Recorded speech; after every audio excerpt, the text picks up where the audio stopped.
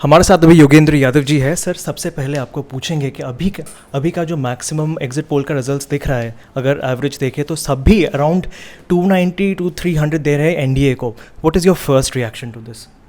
देखिए, कोई भी एग्जिट पोल देखते वक्त आपको पहला सवाल ये पूछना होता है कि भाई मेजॉरिटी किसकी आ रही है।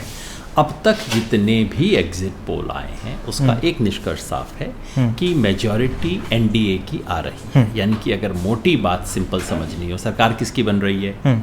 बीजेपी की बन रही है, मोदी जी की बन रही है, इसमें कोई संदेह नहीं। मैंने वैसे आज सुबह लिखा भी था बिल्कुल स्पष्ट रूप से कहते हुए कि इसमें कोई संदेह नहीं है कि सरकार मोदी जी की बन रही है। इसके 3 तरीके हो सकते हैं। पहला ये कि एनडीए को मेजॉरिटी आए लेकिन बीजेपी को मेजॉरिटी ना आए। फिलहाल ज़्यादातर एग्जिट पोल वही कह रहे हैं। जब वो कहते हैं 300 तो उसका मतलब है कि बीजेपी के अपने 270 से ऊपर नहीं आ रहे हैं।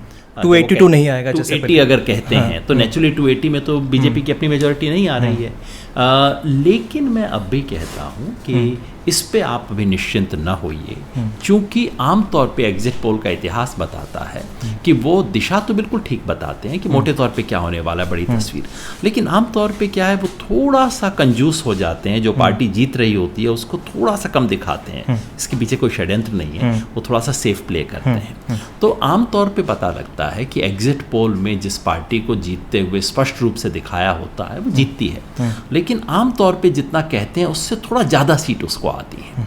तो अगर एग्जिट पोल अभी कह रहे हैं 290 300, तो ये भी हो सकता है 320 आ जाए, ये भी हो सकता है 330 आ जाए।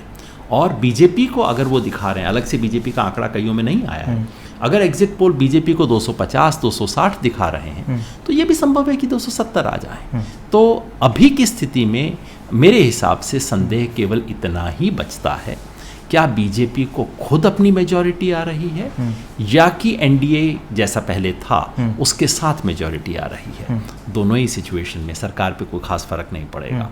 सरकार वही बनेगी जिसका मोटे तौर पे अनुमान था। आपको नहीं लगता है कि अगर बीजेपी को कम सीट आती है और एलाइज को ज़्यादा आती है, तो जैसे बीजेपी ऑल पावरफुल थी, पहले किसी की ज़रूरत नहीं थी 2014 में, इस बार थोड़ा मजबूर होंगे वो?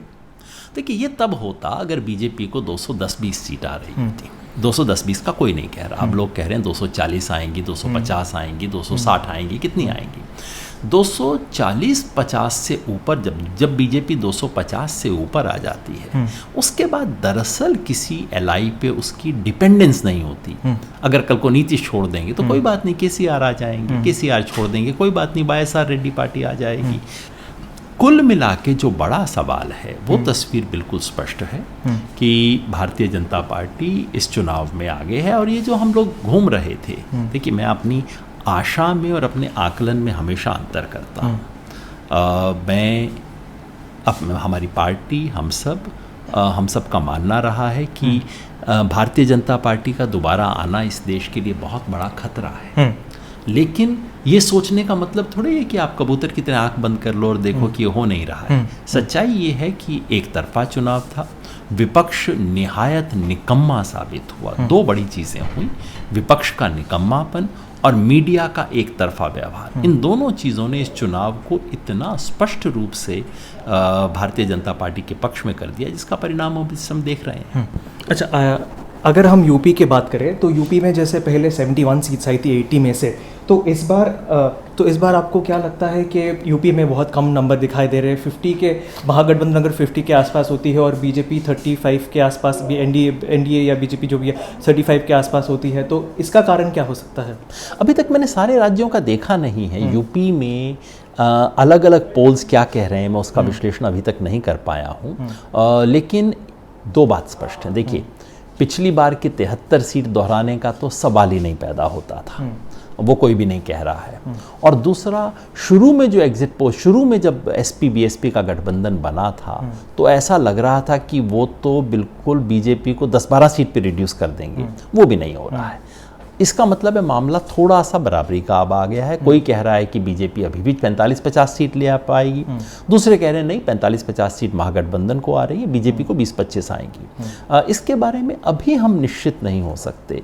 लेकिन मेरे ख्याल से जिस दिन बीजेपी ने ये सुनिश्चित कर लिया कि भाई कम से कम हमारी एक तरफा हार नहीं हो रही, यूपी में हमारे खिलाफ झाड़ू नहीं लग रही, बस उतने में बीजेपी का काम निकल गया। क्योंकि उत्तर प्रदेश के बाहर बाकी इलाकों में लगभग झाड़ू लगने की स्थिति है। चाहे आप गुजरात की बात कर लीजिए, राजस्थान देख लीजिए, मध्य प्रदेश देख लीजिए, यहाँ तक कि छत्तीसगढ़ तक में एग्जिट पोल दिखा रहे हैं कि बीजेपी आगे है। कर्नाटका में एग्जिट पोल दिखा रहे हैं कि जेडीएस और कांग्रेस के गठबंधन के बावजूद बीजेपी भारी है। अगर ये स्थिति है तो जाहिर है पूरे देश भर में एक रुझान है। उस रुझान का अपवाद दो ही हैं, एक तो केरला से लेके तेलंगाना की पट्टी जहां बीजेपी है ही नहीं, और दूसरा उत्तर प्रदेश जहां समाजवादी पार्टी बीएसपी का गठबंधन है। इन दो को छोड़ के पूरे देश में बीजेपी के पक्ष में हवा है। अब सवाल है कि ऐसा क्यों हुआ, और सवाल है कि बीजेपी इसके लिए विपक्ष या कौन जिम्मेवारी लेता है। बीजेपी जीत रही है, उससे हम ये निष्कर्ष न निकाल लें कि बीजेपी ने शानदार सरकार चलाई है। जो किसानों का संकट था, जो बेरोजगारी का संकट था, ये सब बिल्कुल सच्चाई है, हकीकत है। लेकिन कोई समस्या वोट का मुद्दा बने वो तभी होता है जब उसको आवाज देने वाला कोई पार्टी हो, जब लोगों के सामने एक विकल्प हो। बीजेपी के पक्ष में क्या था? मोदी, मीडिया, मनी, खूब पैसा, बेइंतहा पैसा इस्तेमाल हुआ है, और मशीन, बीजेपी की जो इलेक्शन मशीन है, लाजवाब इलेक्शन मशीन उन्होंने बना रखी है। कांग्रेस के पास ना तो मैसेज है ना मैसेंजर है, लोगों को पता ही नहीं, जिसके लिए न्याय स्कीम बता रहे हैं उनको तो पता ही नहीं कि उनके लिए स्कीम आ रही है। तो ऐसे में कहाँ मुकाबला है? ये तो बिल्कुल एक तरफा चुनाव हुआ है। इसलिए मुझे कतई हैरानी नहीं है एग्जिट पोल जो कह रहे हैं, और मेरा अपना अनुमान यही है कि एनडीए की सरकार तो खैर बनेगी बनेगी, ये भी संभव है कि बीजेपी को स्पष्ट बहुमत मिल जाए। आज की तारीख में हम इससे इनकार नहीं कर सकते। अगर हम मैसेंजर की बात करें और क्लियर लीडरशिप की बात करें तो वेस्ट बंगाल में ममता बनर्जी ने काफ़ी चैलेंज किया है बीजेपी को काफ़ी हद तक, लेकिन पोल्स बता रहे हैं कि टीएमसी को उतने सारे सीट्स नहीं मिलेंगी पहले से, अभी उनको 29 के आसपास ही स्थिर कर रहे हैं।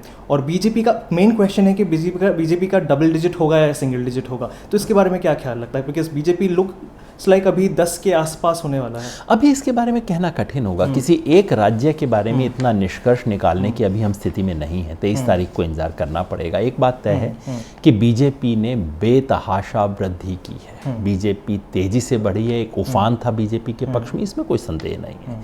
अब सिर्फ ये है कि उससे सीटें कितनी मिलेंगी, क्या वो 10 होंगी, 12, 14, 16, 18, इसका अभी से कहना कठिन है। कम से कम एग्जिट पोल के आधार पे इसके निष्कर्ष आप मत निकालिए। एक बात तय है कि बीजेपी बंगाल में उभर रही है, ममता बनर्जी को नुकसान पहुंचा रही है, और दूसरा कि इस संघर्ष में अगले 2 वर्ष बस पश्चिम बंगाल में स्थिति बहुत खराब होने वाली है। अगर हम असेंबली पोल्स के बाद जो दिसंबर में जो असेंबली रिजल्ट्स आए थे छत्तीसगढ़, मध्य प्रदेश, राजस्थान, उसमें जितना कांग्रेस के लिए एक विक्ट्री टाइप का हुआ था, जो गेन हुआ था, वो अभी लूज हो रहा है दिखाई दे रहा है लोकसभा इलेक्शंस में। उसका कारण क्या हो सकता है? वही सबसे बड़ी जगह थी जहां कांग्रेस एक तरह से इस चुनाव को हार गई, ऐसा महसूस होता है। क्योंकि छत्तीसगढ़ में तो कांग्रेस को 11 में से 10 सीट आनी चाहिए थी, गुजरात में भी कम से कम उन्हें 10 सीट ले लेनी चाहिए थी, लेकिन वैसा कुछ नहीं हुआ, ऐसा में प्रतीत होता है। और जिसका मतलब है कि जब राष्ट्रीय चुनाव आया तो लोगों को राहुल गांधी पे, कांग्रेस के नेतृत्व पे भरोसा नहीं हुआ, और कुल मिला के लोग फिर भी नरेंद्र मोदी की तरफ गए।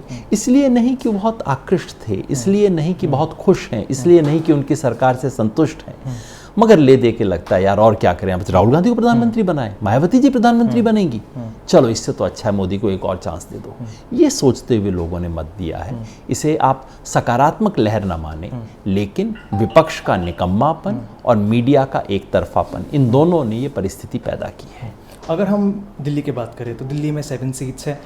अभी तक का जो रुझान है वो लग रहा है कि दिल्ली में 6-1 एज इन बीजेपी को 6 सीट्स और कांग्रेस को शायद 1 सीट। अभी कौन सा सीट है वो क्लियर नहीं है। कुछ लोग बोल रहे हैं कि नॉर्थ ईस्ट दिल्ली या फिर न्यू दिल्ली हो सकता है। कोई भी एग्जिट पोल इतनी प्रिसाइज बातें बता नहीं सकता है। मोटी बात यह है कि बीजेपी लगभग सारी चीजें जीत रही है। बट आम आदमी पार्टी का लग रहा है कि अभी तक एग्जिट पोल पे दिल्ली में कुछ भी शायद हाथ ना, लगभग हर एक को पता था, हर न्यूज़ रिपोर्ट में था कि आम आदमी पार्टी हो सकता है नंबर 3 भी हो जाए, कह नहीं सकते, लेकिन बीजेपी की डोमिनेंस है, इसमें कोई संदेह ही नहीं।